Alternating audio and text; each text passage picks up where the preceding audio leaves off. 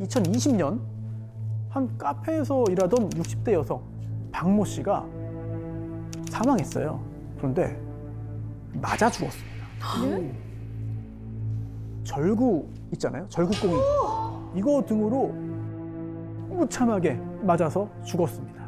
당시 그 사체의 상태가 굉장히 참혹했어요. 일단 그 치아에 이제 그 노양도 있고 또 점막 출혈이 있었고요. 부피가 섬유화되어 있었고 사인은 둘력, 그러니까 그 외부의 어떤 그 힘에 의해서 잔인하다. 내부 출혈이 일어나서 사망했는데 범인이 누굴까? 큰딸 A를 범인으로 지목했습니다. 원한에 의한 그런 관계가 복수 막 이런 게 아니고요? 공범도 있어요. 남자친구? 여동생 2명, 엄마를? 세 자매가 이런 일을 벌인 건데 체포된다면 이런 말을 했어요. 저희가 카페 운영하면서요. 금전적으로 힘들어서 엄마한테 돈 좀 도와달라고 그랬는데 엄마가 거부했어요. 거절당해서 때렸습니다. 자, 그런데 그것만이 아니고요. 사실 이런 극단적인 폐륜범죄의 배후가 있습니다. 무속인 김 씨. 나 지금 계속 소름 돋아. 네, 무속인은 이렇게 말했어요. 이 자매들에게 너희들 재벌가 그 남자들하고 결혼할 수 있어. 그런데 엄마가 길을 흔들어대가지고 그게 안 되는 거야. 그 사건 당일에도 이 세 자매가 이 김 씨와 메시지를 주고받습니다. 그리고 그 직후에 무참하게 엄마를 때려 죽였어요. 자, 그날 어떤 메시지를 주고받았는가? 어떻게 정신이 나갔나 뭐 저거를. 엄마에게 이런 걸 하라는 거잖아요. 잡아서 묶어라. 저 말은 법률적으로 보면 그냥 명령조다라고 볼 네네. 수 있지만 대단히 위험한 말이고 대단히 그 공격적인 말이죠. 왜냐하면 그게 자기 부모를 묶어 수치가 넘어가고 있어. 그러니까 말 하나하나가 대단히 날카롭고 그리고 굉장히 오랫동안 상처가 되는 말인데 그런 말을 듣게 만들었다면 엄청나게 많은 지속적인 세뇌가 있었겠죠. 저거 증거예요. 저희가 볼 때는. 맞습니다.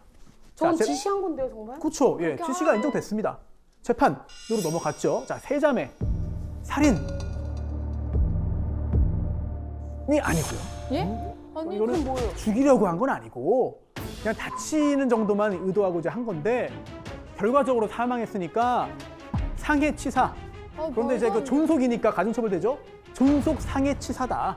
살인은 아니었어요. 그래서 첫째 딸 A 징역 10년, 둘째, 셋째는 각각 징역 7년 받았습니다. 자, 무속인 김 씨 어떤 죄로 기소됐나? 살인교사 아니고요. 그거 아니에요? 살인교사 아니고 그거 얘기하려고 그랬는데. 죽이라고 한 건 아니다. 존속상해 교사 시켰다. 때리라고 시켰다는 거죠. 때리라고 시켰다. 징역 2년 6개월 나왔습니다. 그리고 대법원에서 이 형이 확정이 됐는데요.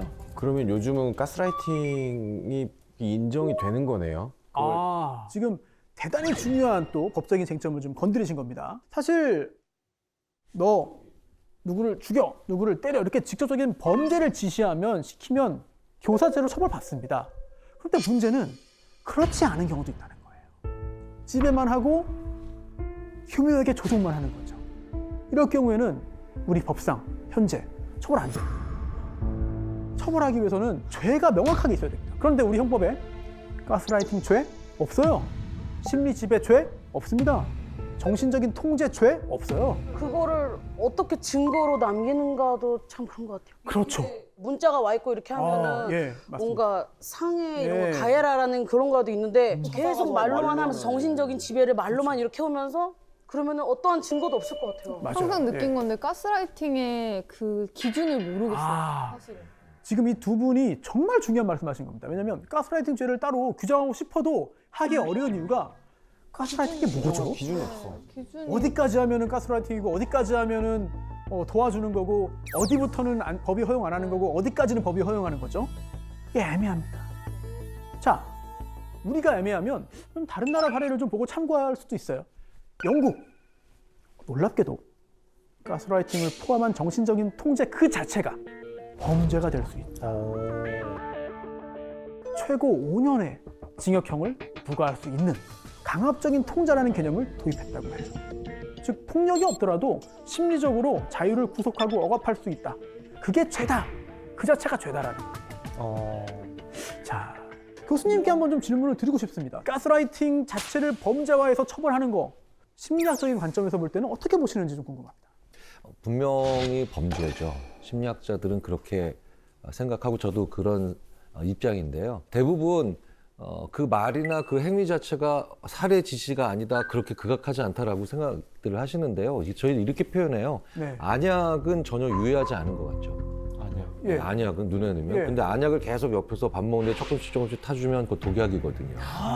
네, 그러니까 말의 자체가 증거로서 날카롭지 않다라고 해서 그게 실제로 사람한테 크게 상해를 안 입힌다라는 건 굉장히 근시안적 생각이거든요.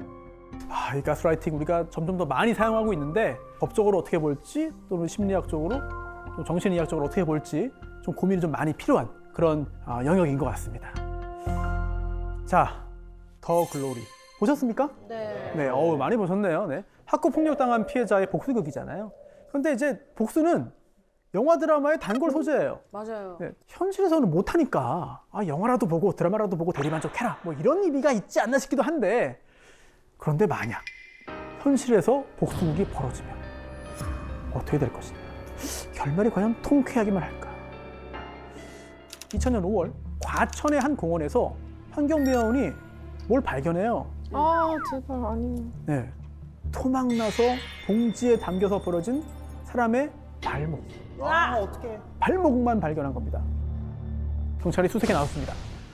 그래서요, 성인 남성의 것으로 추정되는 왼쪽 손, 허벅지, 발, 오른쪽 발, 팔뚝 발견하고요. 또 성인 여성의 것으로 보이는 오른쪽 발, 대퇴부, 아이고, 몸통 아이고. 발견합니다.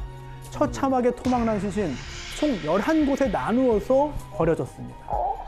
자, 지문감식 해왔더니요, 공원 근처에 사는 한 부부예요? 실종 신고 없었거든요. 그러니까 이제 그 집으로 찾아갔습니다. 그랬더니 아들이 있어요.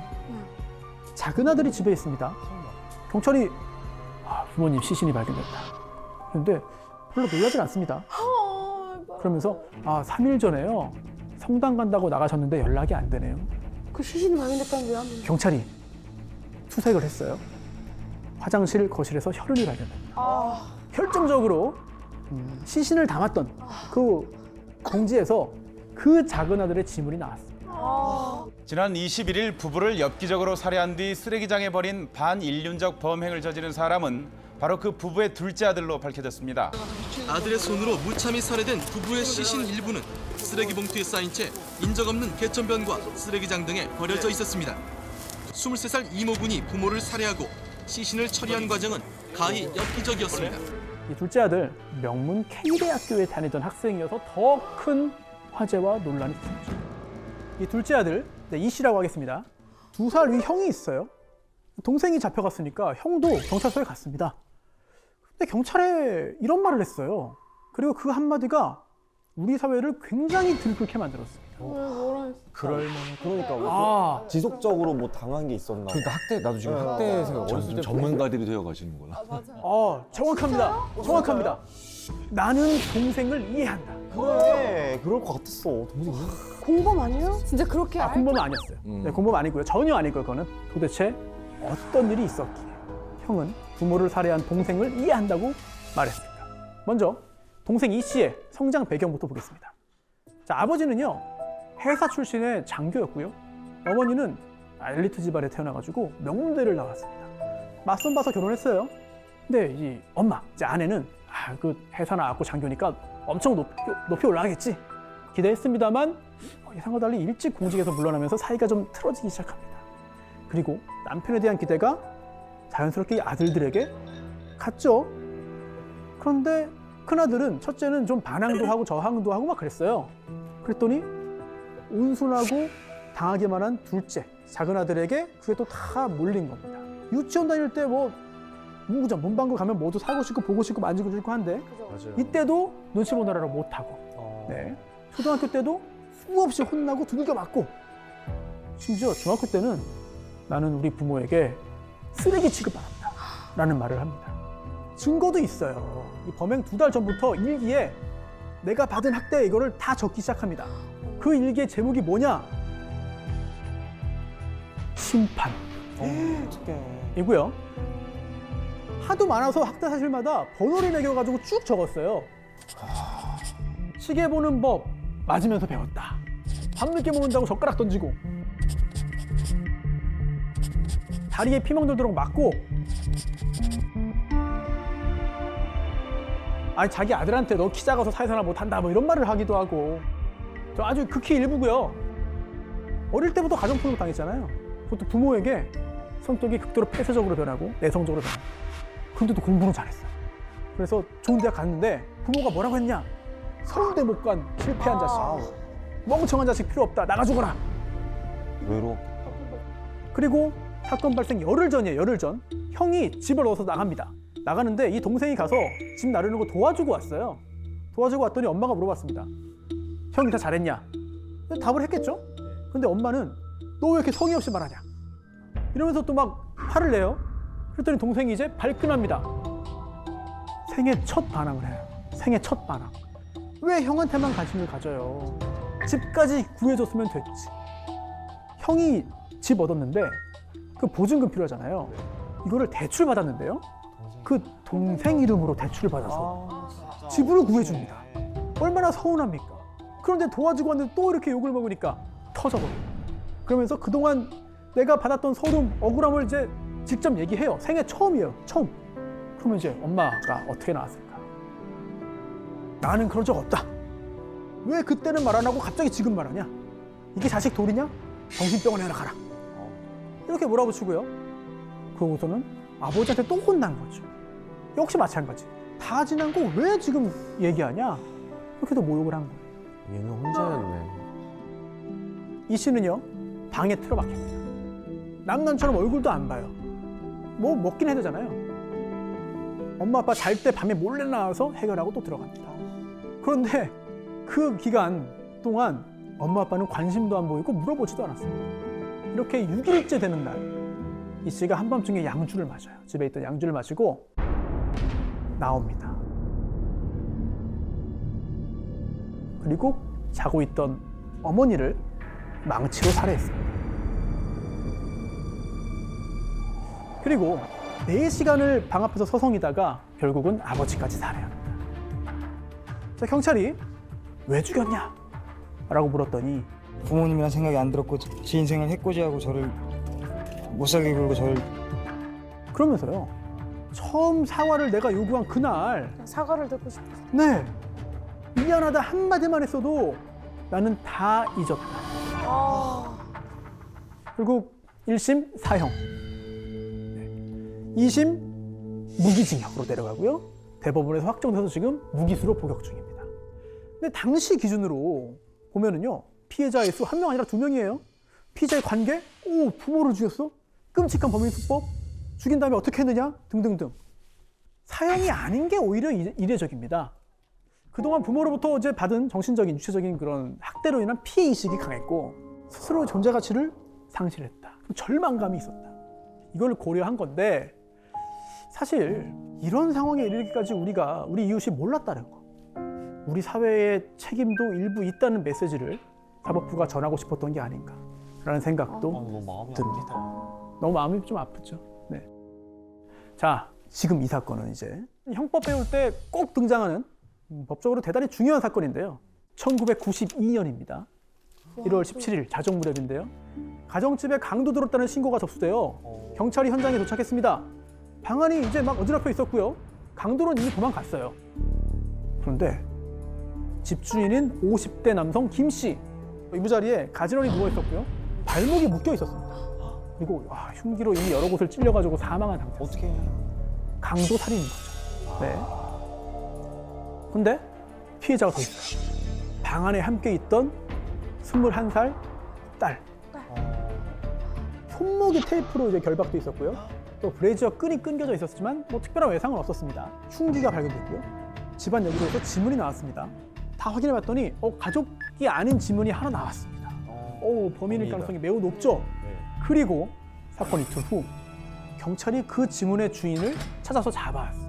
잡아와가지고 범인 잡았다. 이 사람 맞냐? 라고 했더니 이 김양이 보자마자 주저앉았습니다. 왜?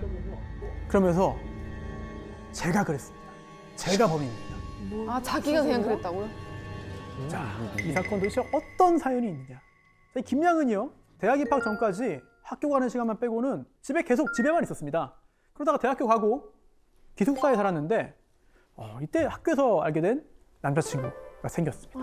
네, 김군. 그런데 계속 만나다가도요, 주말만 되면 꼬박꼬박 본가를 가요. 그래서 이 남자친구 김군은 이게 좀 이상했습니다. 아니, 주말만 되면 왜 저렇게 항상 갈까? 왜 나를 안 만날까? 그리고 이 둘의 관계가 더 깊어지고 굉장히 더 긴밀해진 상황에서 김양이 가슴속에 있었던 이야기를 눈물을 흘리며 털어놓습니다. 9살 때부터 지금까지 계속 의붓 아버지에게 성폭행을 당하고 있다. 주말마다 본가에 간 것도 의붓 아버지가 협박해서 간 거고요. 그때마다 성폭행을 당했다. 사실 이 김양이 7살 때 엄마가 재혼을 했습니다. 그래서 의붓 아버지 김 씨와 함께 살게 된 건데요. 처음 2년 동안은 큰 문제가 없었어요. 그런데 9살이 되던 때 그때부터 수시로 이런 일을 당한 건데요. 처음에는 이 엄마가 모르는 상태로 진행이 됐습니다. 그런데 얼마 지나지 않아서 엄마가 당연히 알게 됐죠. 그런데도 드러냅니다. 어머, 엄마는 또 조치를 취하지 않고 왜 그 엄마는 심지어 아내 그리고 의붓 딸을 한꺼번에 동시에 성폭행하는 일도 있었어요. 왜 신고 안 했을까? 아니 가져올 땐 몰라도 뭐 중고등학교 또는 대학교 가서 신고하면 되는 거 아닌가? 맞아요. 신고했어요. 왜 안 잡혀 들어? 경찰에 신고해서 경찰이 집으로 나왔습니다. 어릴 때거든요, 어릴 때. 경찰이 집으로 와가지고 김 씨 보더니 인사를 하고 가요. 왜? 자, 의붓 아버지 김 씨 직업이 뭐야? 검찰 직원이었습니다. 검사가 아닌데도 그 당시는 이제 검찰 직원만 돼도 힘이 있는 거예요. 그 위세에 눌린 거죠. 실제로 힘이 있었고 눈으로 봤으니까 경찰이 꼬각된 거예요. 12년 동안 능욕당하면서 고통 속에 살았습니다. 자, 이 사실을 털어놓은 거죠. 그랬더니 이 김군, 과거는 과거일 뿐이니까 앞으로 서로 사랑하면서 살아가자라고 말을 합니다. 그리고 이 둘이요, 굉장히 순진했습니다. 왜요? 함께 찾아가요. 아빠를요? 우리 진심으로 사랑한다. 교제를 허락해달라. 되겠습니까? 이런 사람한테. 허락할 리가 없죠. 김 씨는 의붓 딸을 그냥 성적인 놀이개로 삼았잖아요. 그거 이상이 아니잖아요. 그러면서 너네 헤어지지 않으면 다 죽여버린다. 아니면 너 교도소에 보내버린다. 이렇게 그냥 윽박지른 겁니다. 자, 말도? 이런 상황이에요. 여러분이 지금 이 김양과 김군의 상황이라면 어떻게 할 것이냐. 김양은 제가 봤을 때 그 세월 동안에 어쨌든 너무 많은 가스라이팅을 당했기 네. 때문에 뭔가 상상하지도 않았을 것 같아요. 도망이라는 네. 것 자체를. 그래서 오히려 더 그냥 받아들이고 그냥 헤어지는 걸 택하지 않았을까. 그러니까 내 죄라고 생각을 했을 것 같아. 네. 내가 잘못했고 막 나 이런 때문에야 식으로. 약간 이렇게. 자, 이 둘 강도로 유장해서 죽이자. 결심을 하고 계획을 세웁니다. 그날 됐어요. 역시 한 방에 있었죠. 그 상황에도 네. 한국에서 계속 그랬던 겁니다. 미쳤나 봐. 그날도 그랬던 거고요. 그런 상황에서 이 김양은 현관문을 열어두고 기다렸어요. 김군이 들어옵니다. 김 씨가 덮고 있던 이불을 덮고 양팔을 눌러서 꼼짝 못하게 한 다음에 우리를 놓아달라. 마지막으로 요구하고 부탁합니다. 하지만 김 씨는 눌린 상태에서도 저항을 했습니다. 그러자 들고 있던 흉기로 살해하게 됩니다.